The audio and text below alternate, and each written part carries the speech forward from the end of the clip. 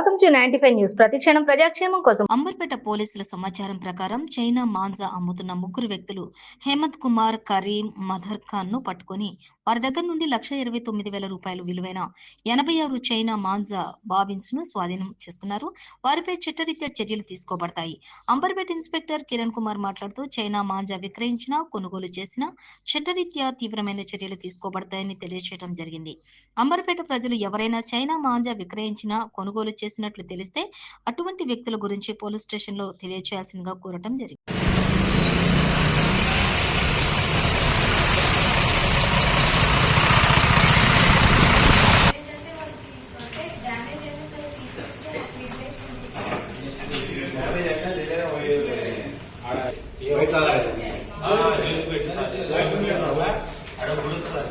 हमारा बचपन में 16 शीशे का ट्यूबवेल लेके डाल के व्हाइट राइस डाल के कलमंदा डाल के सूखा करके तेरू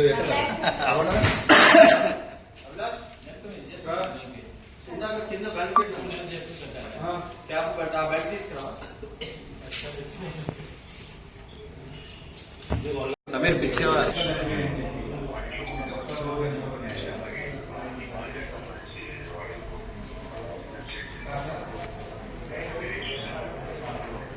ప్రజలందరికీ ముందస్తుగా సంక్రాంతి శుభాకాంక్షలు తెలియజేస్తున్నాము. ఈ సంక్రాంతి సందర్భంగా, ఈ పండగ సందర్భంగా చాలామంది యువకులు ఈ కైట్స్ ఎగరేయడం జరుగుతుంది. దీనికి కైట్స్ ఎగరేటప్పుడు చాలామంది ఢిల్లీ నుంచి గుజరాత్, మహారాష్ట్ర, అదేవిధంగా హర్యానా రాష్ట్రంకి వెళ్ళి ఈ చైనా మాంజాని ఇక్కడికి తెచ్చుకోవడం జరుగుతుంది. ఆన్లైన్ బిజినెస్ జరుగుతుంది. సో చాలామంది ఈ చైనా మాంజా వాడటం వల్ల ఈ పక్షులతో పాటు ఇవి తెగిపోవటం, దారం తెగిపోవటం వల్ల మనుషులకు కూడా టూ వీలర్స్ వీళ్ళు నడిపేటప్పుడు వాళ్ళకు మెడకు చుట్టుకోవడం జరుగుతుంది. చాలా యాక్సిడెంట్స్ జరుగుతున్నాయి. ఇప్పుడు కూడా మనకు తెలిసినటువంటి సమాచారం ప్రకారం గోలాక నుండి రామంతపూర్ వెళ్తుంటే ఫ్లైఓవర్ మీద కూడా ఒక వ్యక్తికి మెడకు చుట్టుకొని చిన్న గాయాలు జరగడం జరిగింది. సో మీరందరూ గమనించాలి, ఈ మాంజా, చైనా మాంజా అనేది చాలా పెద్ద పదార్థాలైనటువంటి సీసము, అదేవిధంగా గాజు పౌడరు, నైలాన్ పౌడర్తో తయారవుతుంది. ఇది యాక్చువల్గా కైట్స్కు ఉపయోగించొద్దు. ఓన్లీ కైట్స్కు నూలు దారాన్ని వాడాలని చెప్తున్నాము. పర్యావరణ పరిరక్షణ 1986 యాక్ట్ ప్రకారము ఇవి చైనా మాంజా వాడటం అనేది కూడా చట్టరీత్యా నేరము. దీన్ని అమ్మినా, కొనినా, నిల్వ చేసిన వారందరి మీద కూడా చట్టరీత్యా చర్య తీసుకుంటాము. అదేవిధంగా ఇప్పటి వరకు మేము దాదాపుగా 12 కేసులు రిజిస్టర్ చేయడం జరిగింది. రాత్రి కూడా 3 కేసులు మిడ్నైట్లో కూడా మేము చైనా మాంజా రహస్య సమాచారం తీసుకొని కూడా 150 బాబిన్స్ వరకు మేము రైడ్ చేసి పట్టుకోవడం జరిగింది.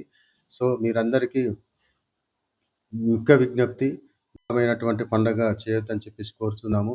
మాకు తెలిసిన సమాచారం ప్రకారం నిజామాబాద్లో కూడా ఒక 4 years గర్ల్తో కూడా ఇట్లా చైనా మాంజా తగిలి ఇంజూర్డ్ అయి చనిపోవడం జరిగిందని మాకు సమాచారం ఉంది. సో ఇప్పటి నుంచి ఎవరైనా కానీ చైనా మాంజా అమ్మినా, నిల్వ చేసినా వాళ్ళ మీద చట్టరీత్యా చర్య తీసుకుంటామని చెప్పేసి మీ అందరికీ తెలియజేయడం జరుగుతుంది. ఈ పరిస్థితి ఎట్లుంది సార్ ఇప్పుడు చైనా మాంజా? ఇప్పుడు ప్రస్తుతము మాకే సమాచారం జరిగింది. ఇప్పుడు హాస్పిటల్కి వెళ్ళి తెలుసుకొని ఫర్దర్గా మీకు ఇన్ఫర్మేషన్ తెలియజేస్తాం.